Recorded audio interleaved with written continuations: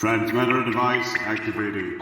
Coordinates set for Earth2.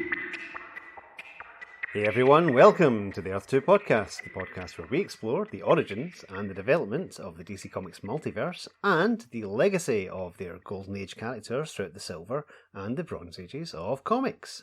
I'm Peter Watson. And I'm David Steele. Welcome back. Thank you for joining us. We have finally reached 1968. That's the year my parents got married. Aww. Isn't it? We'll have to see if there's anything that published round about the day, and I can tell my mum and she won't be remotely interested. That'll be fun. So yes, the comic we're doing today in our little journey around the multiverse was published on the 2nd of January 1968, partway through the original broadcast of the Doctor Who story, The Enemy of the World, and partway through the Beatles' reign at the number one spot in the British charts with Hello Goodbye.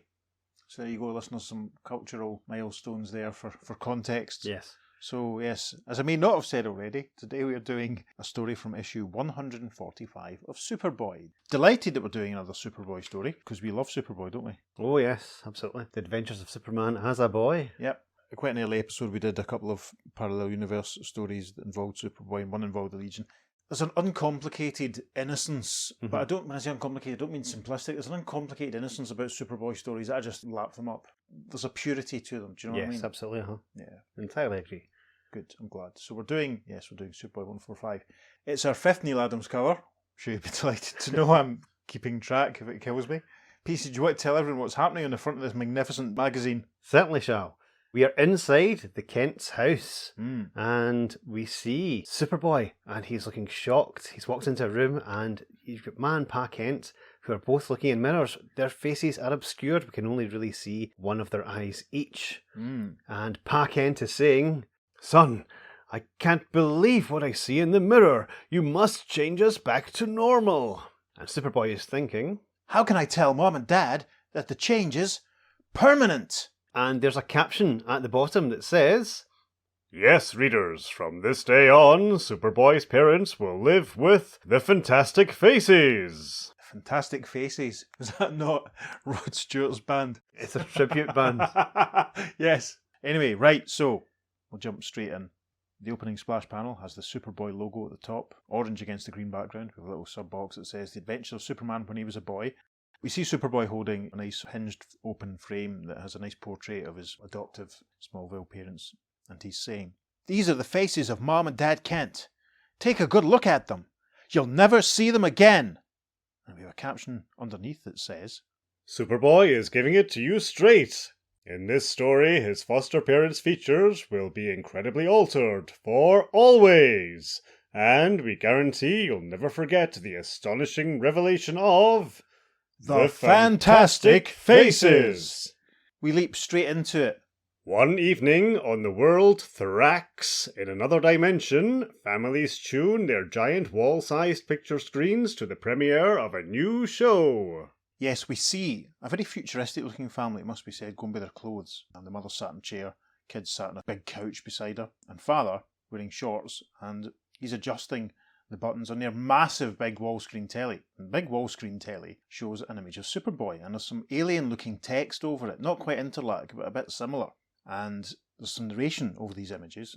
"Greetings up to viewers from Galaxo Movie Studios comes an amazing new character we call the Superboy of Earth. He flies." The second panel, which is rounded off to show that it's on a TV screen, shows him carrying a very large statue, almost a Buddha-like figure. We can see the word museum behind him. The TV voice says, "He lifts huge weights with ease." Very helpfully, the TV voice tells us what happens in the next panel. "He bends steel girders and forges them into giant chains with his heat vision." And in the fourth panel, page 2, we see Superboy punching a couple of hoods who've obviously just stolen some money because you can see their bag and their gun flying everywhere. Money's falling out the bag. Punching them back into a tank which breaks under the force. That's really going to hurt. And the TV voice says, "He stops criminals, even if they travel in powerful tanks." So there we have it. We are in another dimension on the world Thrax. Interesting. So, top of page 3, the TV voice continues over an image of Ma and Pa Kent and Superboy, who's in the process of changing back into Clark Kent. And the TV voice says, "And in his other identity, Superboy is secretly Clark Kent, foster son of Jonathan and Martha Kent.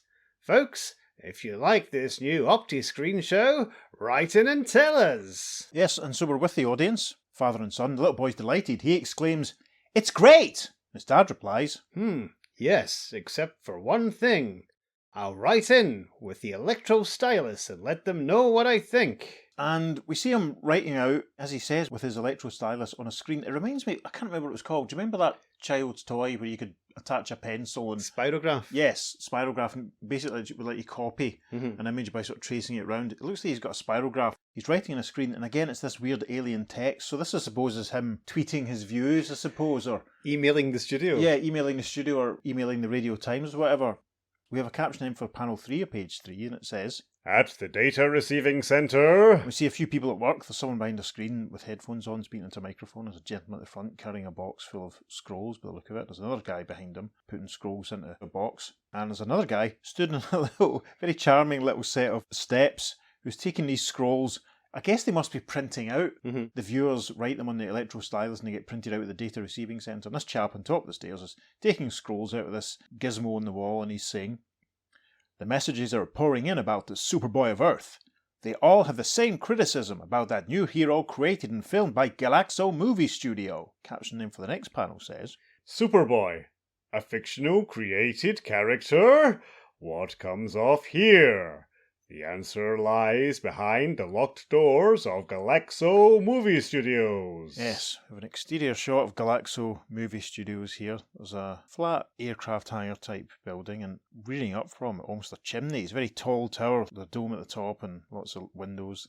You can see that a fence surrounds the movie studios, and there's a sign pinned to the gate. We get some dialogue coming from inside the building, and we're about to meet Jolax. And you hear Jolax saying, "Keep out," the sign says. "Everyone thinks my studio is a beehive of activity, filming the sets and actors for my new superhero epic." And then the final panel of page 3, we're inside with Jolax and his assistant Maya, and they're beholding what looks like a giant telescope type device, which is poking out of a hole in the roof at the dome at the top of the tower. Jolax continues by saying, "But actually, the place is empty except for my super space camera with telescopic lenses which can peer into another dimension." So we arrive at the top of page 4, and in the first panel we see Jolax operating the equipment, and he's saying, "Actors, sets, stagehands, cameramen, special effects, who needs them?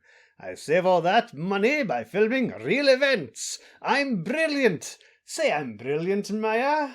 Should probably describe our two characters here at this point. Jolax, sort of middle-aged looking man, very neat black hair, very neat black moustache, wearing a brown tunic, and there's a slightly Tudor sense to the shape of the yellow underpants that seem to be over the top of his brown trousers. Maya is wearing a red outfit, shorts and a tight-fitting blouse. She's very short, stylised, blonde hair, and in this panel she's applying some makeup. So Jolax obviously has asked her to say that he's brilliant. She replies, "I might as well. I have nothing else to do since you no longer need me as a script girl. Yes, Jolax, you are brilliant." So Jolax then continues in the next panel. No script girl, and Superboy writes his own superscript and plays the lead. Camera, action! Superboy is doing another super feat, building a new pier. And we see, presumably on the little screen that Jolax is looking at, it's a shot of Superboy with a massive big wooden mallet, hammering what looks like giant pegs into the ground through the ocean. And Jolax continues, "I'll photograph this for another cost-free episode in my new Opti show." So the caption for panel 3 of page 4 says, Later, as Jolax and Maya board an elevator. We see them inside a big glass cabinet, which doesn't appear to be operating in the way that we would expect it to, with cables and stuff. It seems to be just pushed up by a bolt of energy. It's like it's burst out of an open hatchway. It's very interesting. So we can see them inside. Maya is saying, "Time for lunch, Jolax." "I have no appetite, Maya. You know we're meeting some big tycoons in the Sky Room. Will they sponsor my Superboy show? Will my superb scheme work, passing off real-life action as a studio production?" Now, they presumably arrived at the Sky Room in the final panel of page 4, standing under a dome. There's some chairs around. Did I mention that Jolax wears a yellow beret? I suppose he looks very stereotypical film director. Anyway, hovering into view, arriving above them, are the tycoons who they're meeting for lunch. There's a guy in a red outfit with a moustache flying a little green, almost like a little tiny one-man spaceship. There's another older, balder chap with white hair and a blue suit flying a little red one-man spaceship. And there's another guy in a purple outfit flying a yellow little one-man spaceship. They put me in mind of the little device Doiby Dickles was bombing about in Green Lantern issue 45. Yes. But they're just tiny little one-man space capsules, you can probably imagine. So, the Blue Tycoon is arriving and saying into a little microphone that he's got in his hand inside his ship, "By the jumping moons, Jolax, your new show was good." And then the chap in red in the green suit says, "Great, by Nova." and the final chap in his little yellow speeding device says, "Galactically terrific." and a delighted Jolax down on the ground says, "They like it, hooray." awesome. So continued in third page following. Pass an advert, we pass that issue's letters page, and at the top of page 5 in the first panel, the Tycoons, they're all inside now with Jolax, and the Blue Suit Tycoon is holding up a photograph of Man, Pa Kent and Superboy. And he's continuing what he was saying before. "Except for one thing, that is. All the Optiviewers say that Jonathan and Martha Kent look too old to have a teenage son like Superboy. Their children can't identify with Clark Kent." Jolax looks nervous and says, "Too old?" The three Tycoons are making their exit. The guy in the blue outfit continues, "But that's easily remedied. Before we sign a contract, you simply hire new younger actors to play the roles of Ma and Pa Kent." Jolax cries, "Hire new actors?" and he thinks, Great moonquakes, they don't know that's impossible. now there's quite a lot going on in the next panel. Jolax has now got his shirt off and he's face down on a table. This presumably must be the gym at Galaxo Movie Studios. Maya seems to be operating equipment. It's like a little robotic massage device. Jolax is on the table, stretched out, and the robotic hands are doing the necessary on his back and shoulders. Maya says, "Looks like you're in the real spot, Jolax." Maybe I can send a message to Clark Kent asking him to seek new and younger foster parents. No, he'd never agree to do it just to make my Opti show a success. But what else can I do? The next panel, Jolax is getting dressed again. We can see him fixing his massive yellow bow tie. He says to Maya, My big idea is falling right out of orbit. Maya points at the screen behind them, which has some text on it, and she's saying, "Wait, see that Electro News headline? Planetoid Plunderer to be executed today. That gives me an idea. When we film the event for Opti News, you'll see what I have in mind."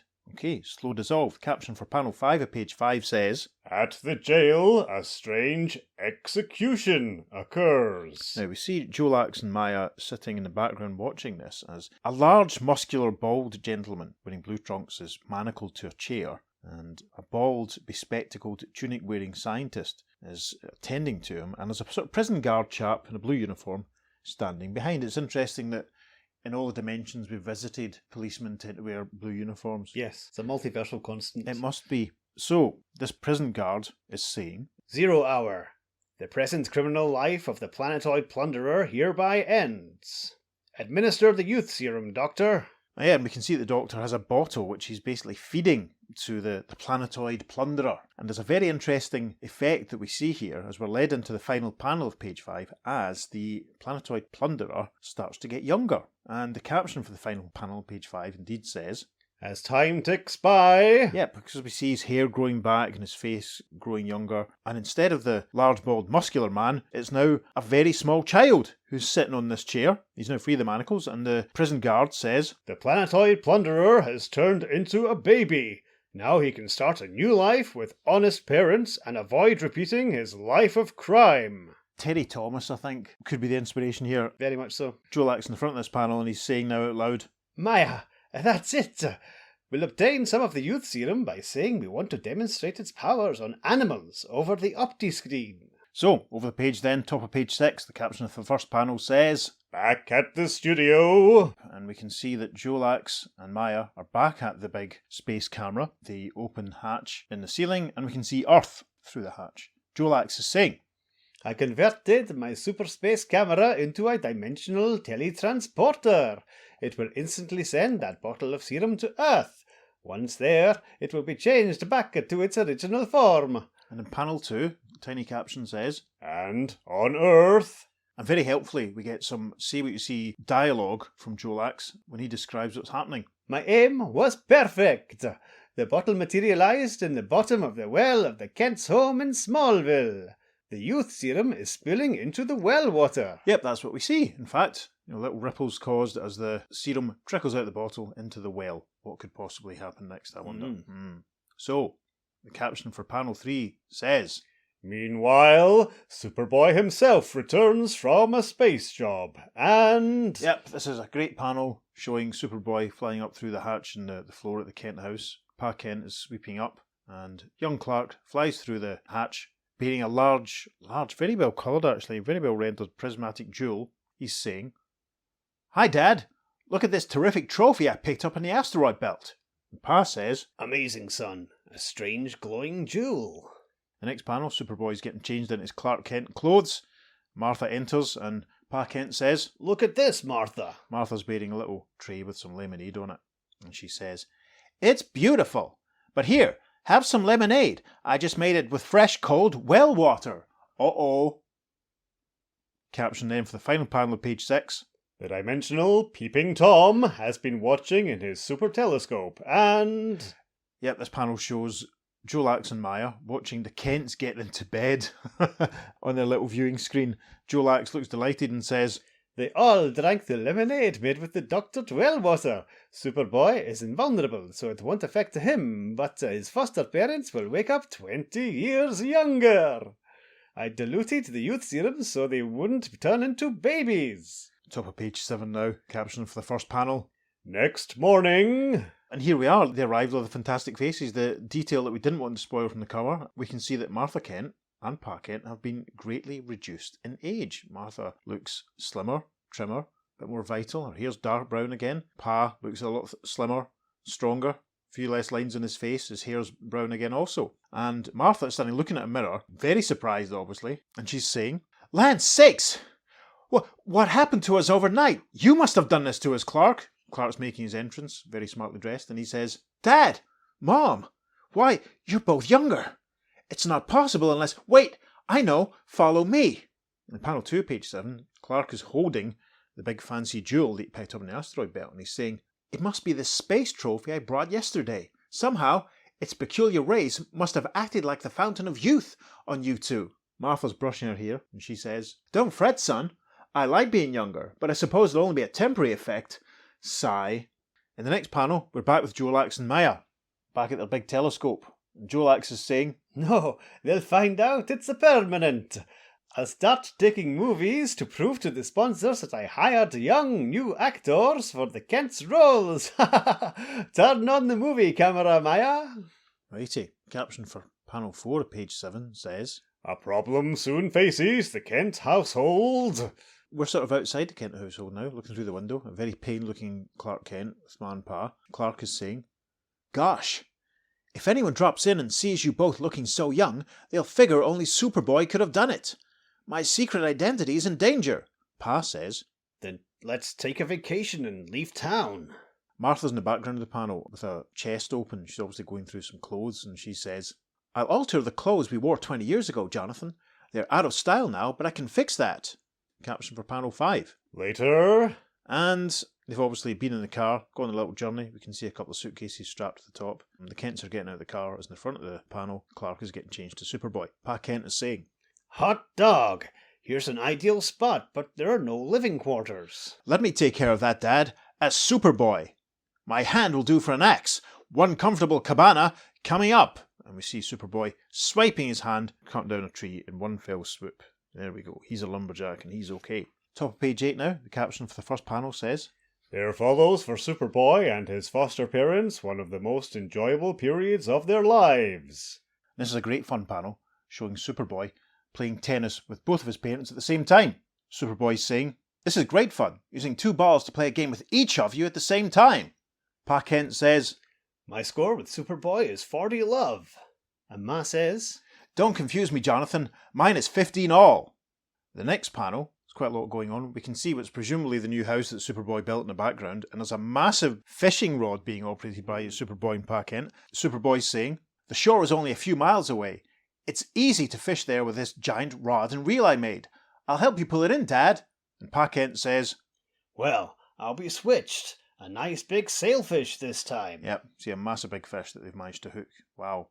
And in the caption for panel 3 says, But as time passes... This is a fun panel. Might stick this one in the socials. Pa Kent's doing press-ups. And as he does so, he's saying, 47, 48, 49, push-ups like I used to do years ago. And Martha's got the record player on in the background, and she's dancing away, and she's singing, "Beat me, Daddy, 8 to the bar." Interesting. And Clark's in the foreground of this panel, and he's observing, "There are no signs that the youth jewel's influence is wearing off. Do you suppose you two will stay young?" Martha says in the next panel, "I'd love it, except we can never return to Smallville." And Pa Kent says, "We can't face our friends with young faces and jeopardize Clark's secret identity as Superboy." Yes, an extreme close-up of Clark looking very worried to round out this panel, and he says, "Will I never be able to go to Smallville High again?" And we have a closing caption that says, That's a good question, Clark, but the answer lies in another dimension.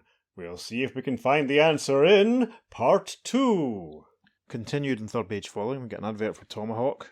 I wish there was an issue of Tomahawk where they went into a parallel universe. I'd love to do an issue of Tomahawk. We get a full page advertisement for Action Comics 360, an 80-page giant, and then we arrive at top of page 9, and a little fancy caption box that says, Part 2, Superboy's Fountain of Youth. And it shows an illustration of Superboy holding a glass of liquid. There's a couple of elderly people on the left and a couple of younger looking people on the right. What could be going on here? So, back into the story. The caption for the first proper panel, page 9, says, Late that night, under cover of darkness, the Kent family returns home. Yep, they're out the car, walking back to their house. Martha's saying, "But when the neighbours see Jonathan and me looking young, they might suspect you're Superboy, Clark." And Clark says, "Don't worry, Mom. I'll whip up some disguise." Why would the neighbours automatically think Superboy was involved? "Because it's Smallville and something weird has happened?" I suppose that's reasonable. Okay. Caption for panel 2 of page 9 says, With all the super skill at his command, Clark works in his basement lab, and soon... Yes, in the foreground of this panel, we suddenly see an older looking version of Jonathan Kent again. That's because he's put on a mask. You can see it stretching as he pulls it on his face. And Clark is saying, "These wax old age masks will cover your young faces." And Martha says, "Clever, son. We'll wear them in public and nobody will guess we're the same old Jonathan and Martha." Caption in for panel 3. Next day, as the Kents are having a backyard barbecue, Lana Lang drops in. Yep, Lana arrives waving a piece of paper. Very Neville Chamberlain. And she's saying, "Would you sign this petition for me, Mr. and Mrs. Kent? It's a request to enlarge Smallville High campus." You can see the barbecue going on. Clark is sat in the chair looking, he actually looks older than his parents. He does, yes. Relaxing. Reading the paper. Yeah. Martha's preparing plates, Jonathan's working the food. And as he's sat there, Clark is thinking, the masks passed the big test. They fooled Lana completely. Okay, caption for the next panel. But a moment later... Yes, we see in the foreground of the panel, the Kents, well, it looks as though they're sweating. You can see that Martha's signing the petition. Lana turns to look back at Clark. Lana says, "The cooking smells delicious, Clark." Yeah, but Clark has noticed what looks like sweat on his parents' faces, and he thinks, "But the fire is too hot. Mom and Dad's masks are starting to melt." In the final panel of page 9 now then, Martha suddenly puts her hands to her chest and she says, "Brr, I feel a sudden chill." And that's because, well, Clark is thinking, yes, because I'm using my super breath to cool her mask and Dad's until Lana leaves. And we see indication that Clark is blowing cooler towards his parents. Over the page now to page 10, and a caption for the first panel says, When the Kents are alone again, and Clark explains... They're taking off their masks, and it's quite horrific actually, because it looks as though Jonathan's just holding his own head. Jonathan Kent says, "That was close, son." "Right, Dad, but sooner or later, those masks will be exposed." Clark looks very thoughtful here. "You'd have no reason to hide your faces if you weren't the only ones whose youth was restored." The next panel, he's holding that big jewel that he found earlier, and he's saying, "So why not use this space jewel on other oldsters?" Jonathan has taken hold of the jewel in panel 3, and he says, "Great idea, son. Then we'll just be part of the crowd." Clark's getting changed back into Superboy behind him, and he's saying, "Exactly. I'll switch identities and get started right away." Caption in for panel 4. Later, on patrol... As we see a poor little dog scavenging in this panel. Superboy flies down over him, bearing the jewel, and he's thinking, "First, I'll test whether the jewel's youth rays are still working. I'll turn that poor old dog into a young pup." However, Clark's thought dialogue continues in the next panel. It didn't work. But wait. And he's having a little flashback thought bubble where we can see an illustration of what he continues to think about. "While Mom and Dad examined my space jewel, they were drinking lemonade made from fresh well water." Caption for the final panel of page 10. Soon at the Kents' well... Yep. Superboy is looking down into the well, and it's been drawn so that we can see an empty floating bottle. Very clever use of his X-ray vision. Superboy's thinking, aha, my X-ray vision shows that our well water was doped with a youth serum from that empty bottle. But who on earth did it?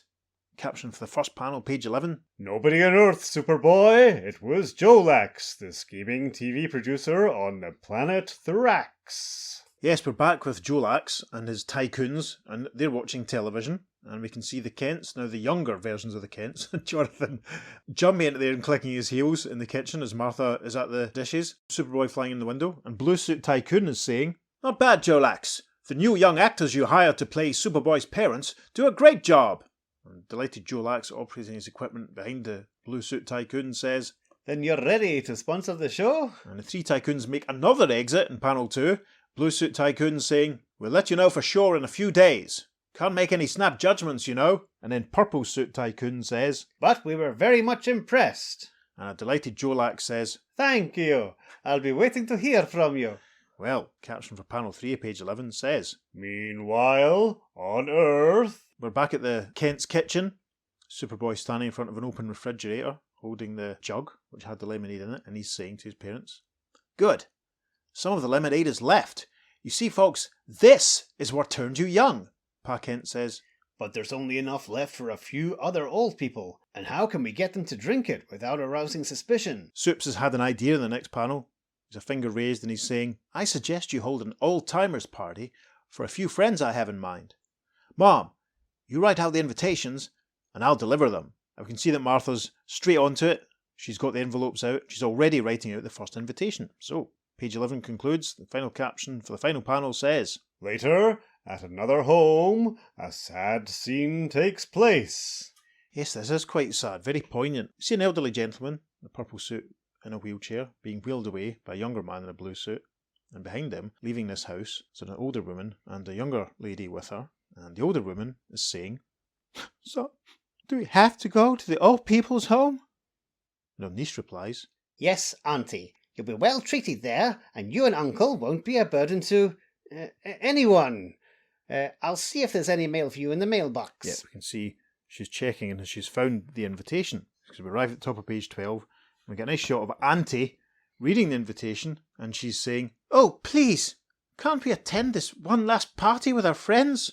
And the niece says, Well, all right, Auntie. We'll pick you up afterward. we can just about read the invitation, and it says, "Dear Abigail," and we think it says Herbert Blaine, "you're invited to an intimate old-timers party," in inverted commas and underlined, "in our backyard this afternoon. Martha and Jonathan Kent." Okay, well, there we are. Caption for panel 2, page 12 says, Elsewhere, at the house of one-time prizefighter K.O. Kelly... yeah, we see K.O. Kelly with his boxing gloves on. There's a punch bag fastened to the ceiling. He's striking at it.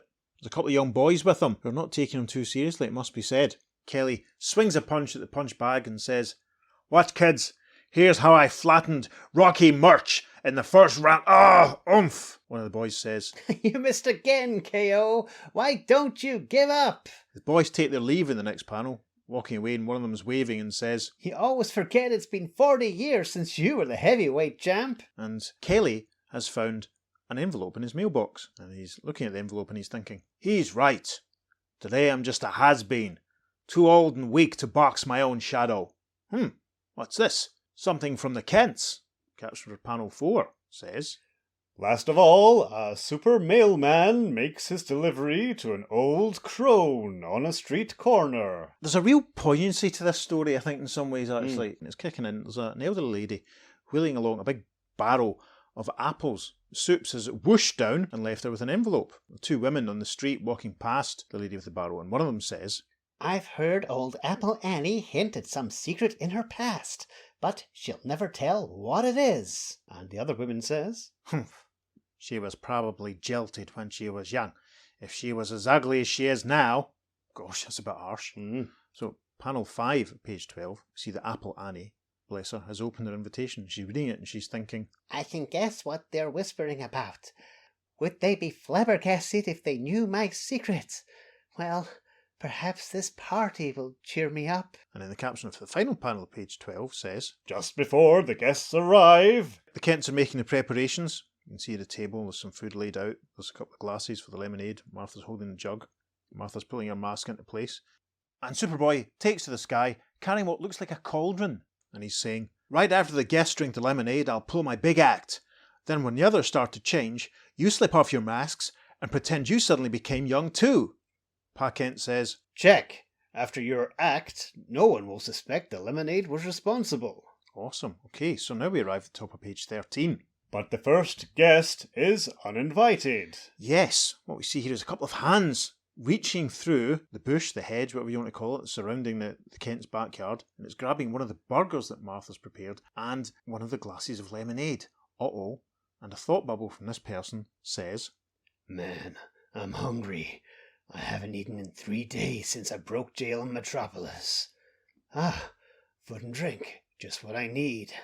Next panel, he's sat cross-legged, and we can see it's an older-looking gentleman, but down his luck, patches in his trousers, wearing an old battered, very Doiby Dickle-style hat, got straggly grey hair, unshaven face, an old t-shirt, a battered jacket, and he's sat cross-legged now, eating the burger and the bun, drinking the lemonade, and he's thinking, No, sir, they couldn't keep Tightrope Taylor behind bars.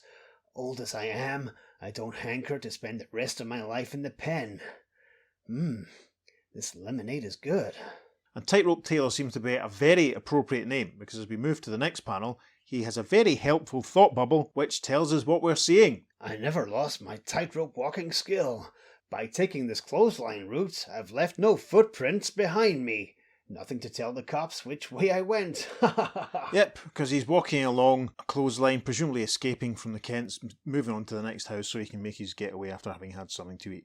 Bless him. Right, caption for the final panel of page 13 says, Back at the party when the other guests have arrived. So from left to right in this panel, we see Martha sat in a chair, Uncle, who we met earlier in his purple suit in his wheelchair, K.O. Kelly wearing a blue suit, Pa Kent, and Apolani, who sat in a chair, and Auntie, who's just beyond Annie. And then Uncle exclaims from his wheelchair, Look, a comet! and sure enough, there's what looks like a comet flying past, very, very low, it must be said. I'm surprised that they didn't get singed there, to be honest. Bright burning, leaving a big trail of orange and yellow fire. K.O. Kelly observes, Its tail is brushing over us. And from her chair, Apolani says, I hope it won't have any harmful effects.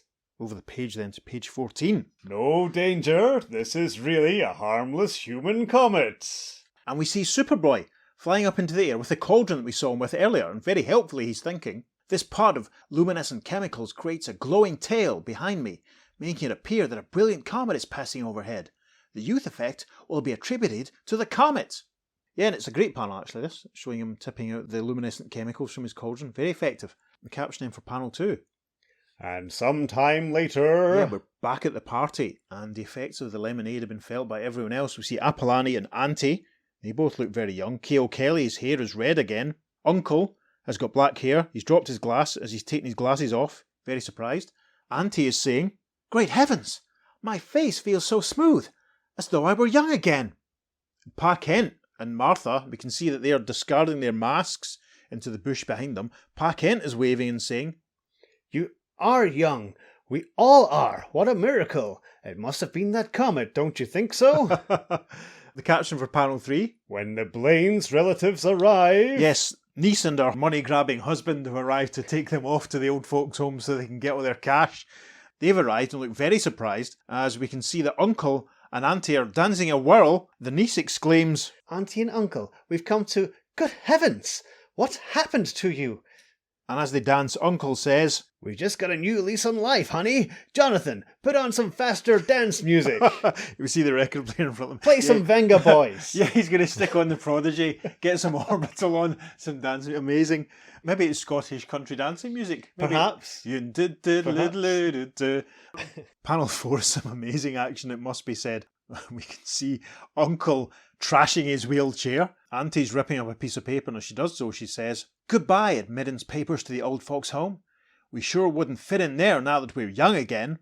And Superboy's arrived back at the house, and he's leaning round at the shed, watching this, and he's thinking, I figured that old couple deserved to be included among the few who got their youth back.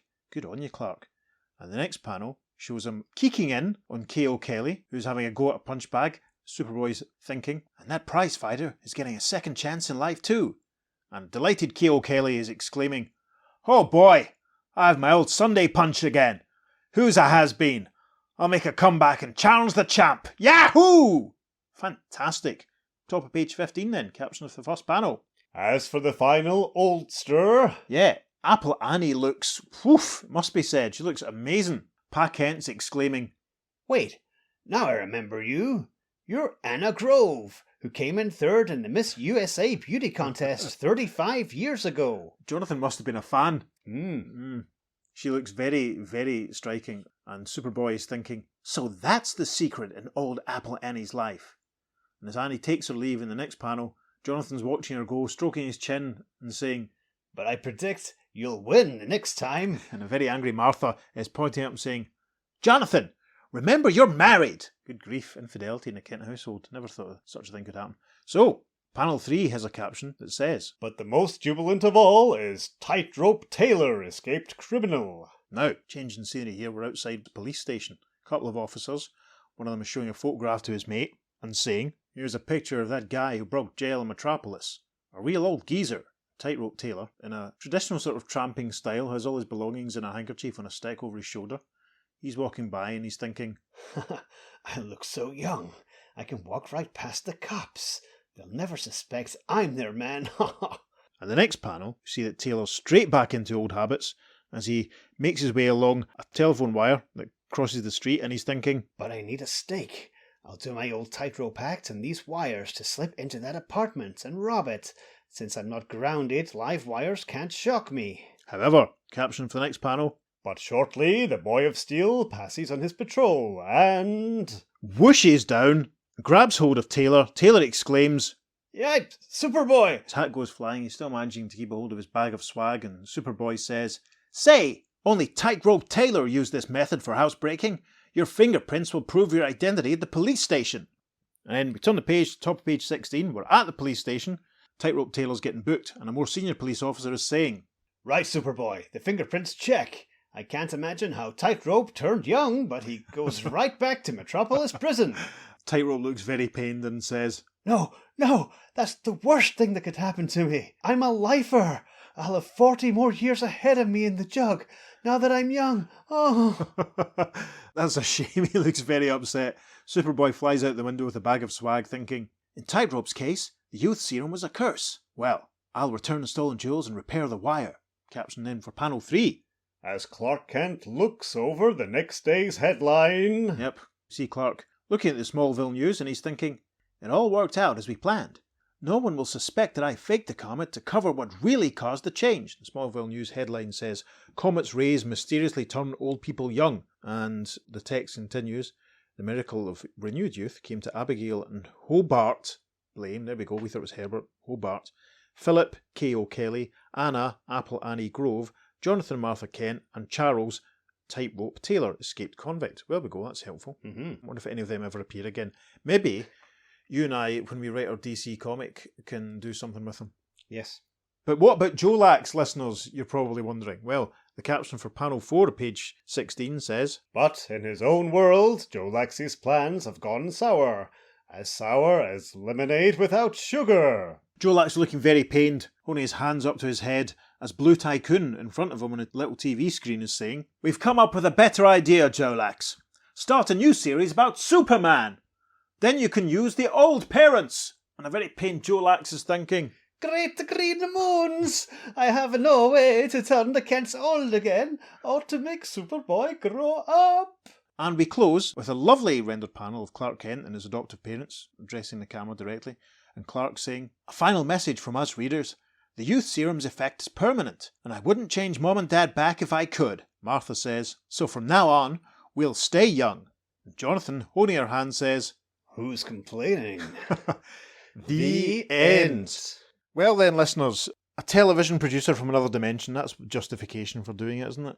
It's a bit multiversy. Yes, plus this is quite it's quite the story. Absolutely packed. I really, really enjoyed it.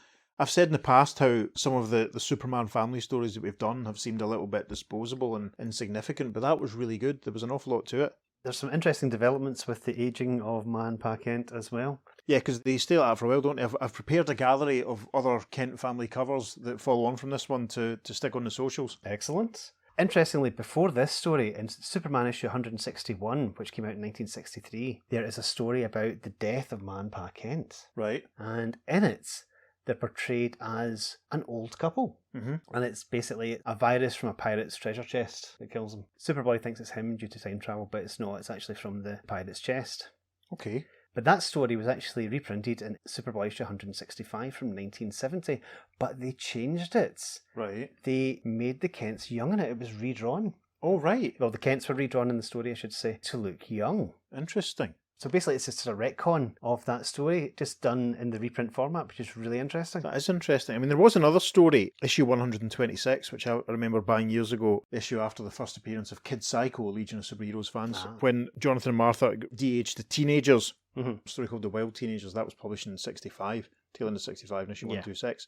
It's not a new thing to play around with their ages in such a way. The de-aging's mentioned again in Superman's life story, the story from Action Comics 500 as well. It's briefly mentioned there.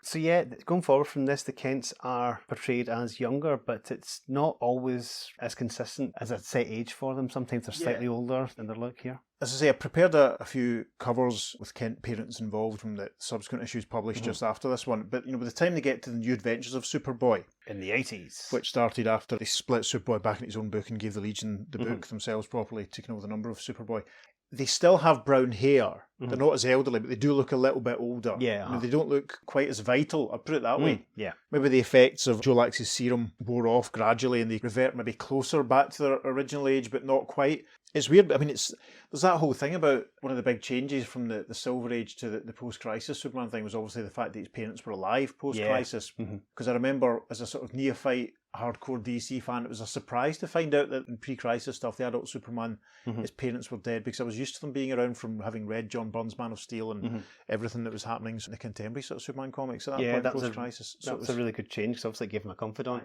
Yeah, and obviously they were both quite prominent in the Lois and Clark TV show.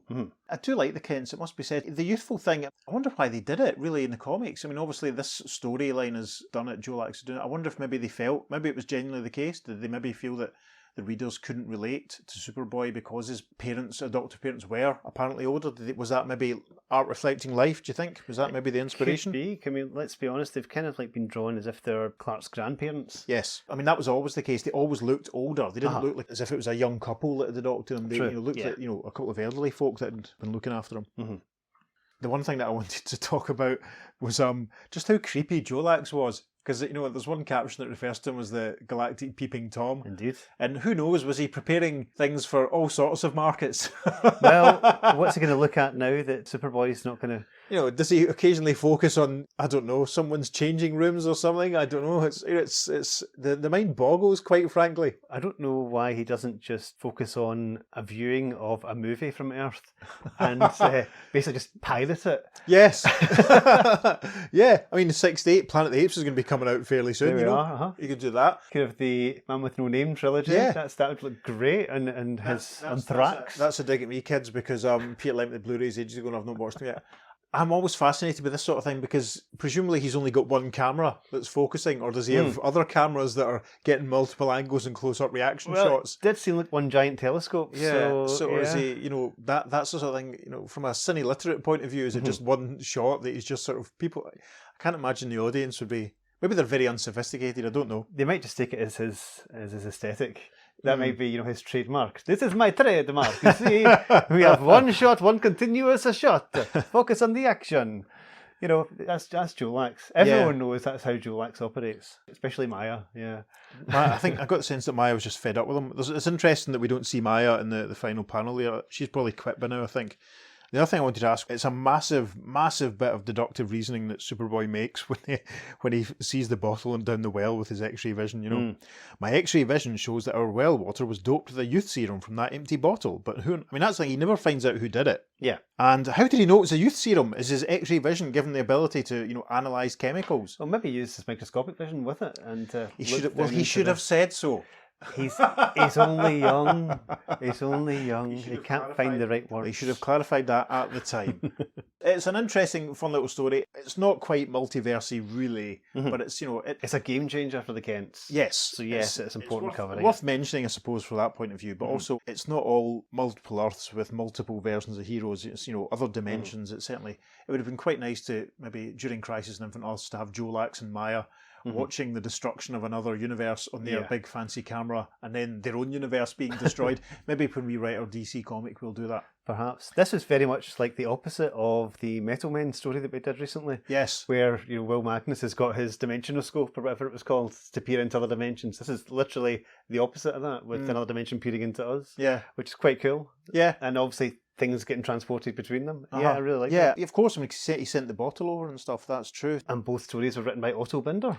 Ah, so there we are. Interesting. Otto was obviously thinking, what can I do with all this dimensional stuff that might make for an interesting podcast episode in 50 odd years' time? Yes. Thank you, Otto. Yes, indeed, thank you, Otto. Yeah, I mean, and let's be honest, as we've said in the past, we conjured it and we bent the rules so that we could do another Superboy story when we did the Rainbow Raiders. If we can conjure it so we can bend the rules and do as many Superboy stories as we can, we're going to do it. It doesn't do any harm to mix things up occasionally. True. Should we take a look at the contemporary reader reaction? Yes, let's jump into the Smallville mail sack. Yeah, this is from issue 148. Yep. Which also has a Neil Adams cover, but I'm not going to include that in our count. A couple of letters that directly deal with the story that we covered. The first one goes like this. Dear editor, you've finally gone and done it. Done what? Written the best Superboy story I've seen in the 3 years I've been reading the mag. I was sure the Kent's youth would be only temporary, but to my surprise it was permanent. Thank goodness. I was getting so sick of those stories in which something spectacular happens, but it turns out to be a dream or a hoax. Congratulations on having the guts to make a change. And that's from Charlene O'Connor, Montreal, Quebec, Canada. And the editorial response is... Probably no story in the history of this magazine has brought in such a flood of comment as The Fantastic Faces. Here are some other reactions, pro and con, among the thousands we received. Dear editor, I'm a sophomore at Brandeis University and have been enjoying comics for years. Recently, I have become extremely interested in the sociology of comics as he attempts to mirror our changing society. The transformation of Man Pa Kent and Superboy is a typical example, in my opinion, the saddest example to date. In a world that speaks in terms of youth, the beauty of age has been completely overlooked. Women ashamed of grey hairs dye their locks until death. Men wear wigs to hide their baldness. In fact, people over 30 are considered worthless. By rejuvenating the Kents, DC has given open approval to this current philosophy. Clark now has teeny boppers for parents. Cicero once said, honoured old age has so great authority that it is of more value than all the pleasures of youth. Old age is the consummation of life. It is a pity that our society no longer agrees. And that's from Eva Abramowitz from Brandeis University in Massachusetts. Really valid points. Yeah, and look at nowadays when it's probably more of a cosmetic surgery and all that sort of stuff. And at least the Kents didn't go under the knife. Yeah, that's true. Yeah. Editorial response to Eva's letter is, younger the Kents are, teeny boppers they're not. Look at them again. They're certainly meant to be over 30 in appearance. Ed, okay, that's fine. Next letter then says, Dear Editor, I've just finished reading The Fantastic Faces and I would like to say that I found the biggest mistake in over 10 years of reading your comics. Gosh. I recall a story in which you showed the tale of Ma and Pa Kent's deaths. So does Peter, he was just talking about it. In the story, they were old and grey. How in the name of Sherlock Holmes could you miss something like that? Of course, I know you have an explanation or you wouldn't have printed this story in the first place. I just want to know what it is. By the way, this is one of the best stories I've ever read, and that's from Bernard Cicerlio, Chicago, Illinois. Editorial response. We do indeed have an explanation. As a matter of fact, several readers figured it out for themselves. And here's the best of the letters they sent us, says the editor. Dear editor, I really have nothing against the change of Superboy number 145, and the way it was explained was pretty clever. But for those who find a conflict between this and the story of their deaths a few years ago in which they were aged in appearance, I would like to point something out. The story began on the island where they contracted the disease, and though they hadn't found the contaminated chest, the germs must have been present in the area. Obviously, one of the first symptoms of the disease was an aging process. In order to fight the plague, the body drained off the youth energy the serum had spread through their cells, and so the Kents aged rapidly, And that's from Lewis B. Cohen from Baltimore. Gosh. The response to that one is, that's precisely what we had in mind to explain that seeming error. Lewis, you're either mighty sharp or you have ESP. I think if DC were doing no prizes, they'd be sending them out left, right and centre for this story. Yeah. That's about it, really, for this one. There's a couple more letters that mainly just talk about the other stories from issue 145. The William Tell story, yes. Yes, Superboy meet William Tell, so there you go. Mm-hmm. When we do our Superheroes Meeting Historical Figures podcast, we'll probably cover that. I like the fact that Sherlock Holmes got a mention in one of the letters. Is that the first mention of Sherlock Holmes on this podcast? May well be. I don't know, Fred. I don't know. Superboy 145. Another little bit of a detour, but don't worry, kids. There'll be some parallel universe, duplicate, golden age superhero type action along before you know it. Don't you worry. It's still a fantastic slice of comic history. I'm never going to not want to read a Superboy story. Do you know what I mean? As we've said already, it's not all parallel Earth duplicates. It's nice to know that that some editors were thinking, right, what can we do with other dimensions, and the fascinating glimpse of this other society with their data receiving rooms and their styrograph pens and their tycoons that go for lunch and don't hang around for short meetings, And the ridiculous accents. Always the ridiculous accent. Always. So that was the reader reaction from the time, but you can let us know your reaction to this episode. Please get in touch. You can email us at the Earth2Podcast@gmail.com. Make sure you check out our social media, folks, because there'll be lots of bonus material going up as per usual. On Facebook and Instagram, we're at the Earth2 Podcast, and on Twitter, we're at podcast_Earth2. And it's the number 2 for all our social media. It sure is. And if you enjoy what we're doing, you can always follow the link in our link tree and buy us a coffee. And don't forget, this episode and all our previous episodes are available from our website. That's the Earth2Podcast.com. So, on that note, I've been Peter. And I've been David. And we'll see you next time on the Earth2 Podcast. Transmatter cube activated. Return coordinates set for Earth Prime. I'll start taking movies to prove the sponsors that I hired young new actors for the kids. I'm going to Mario. I recall a story in which you showed the tale of Man Pants, Freudian slip,